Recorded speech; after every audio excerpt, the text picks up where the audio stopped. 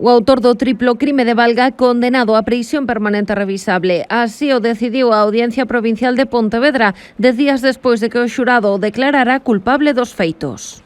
Por lo anterior, los jurados encontramos al acusado, José Luis Arreta Puente, culpable por unanimidad de haber dado muerte intencionadamente a su ex-esposa Sandra, haber dado muerte intencionadamente a María Elena, haber dado muerte intencionadamente a Alba.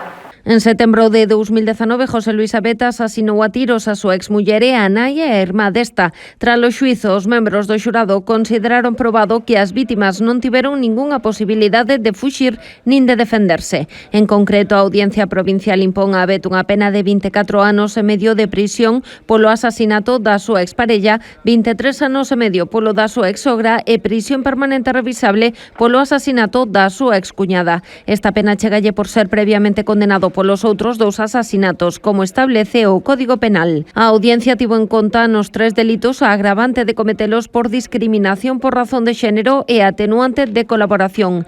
Ademais, como autor de 2 delitos de lesión psíquica sobre os seus fillos que foron testemunhas dos asasinatos, o tribunal condenou a Abeta a 9 anos de prisión e a 2 como autor dun delito de tenza ilícita de armas.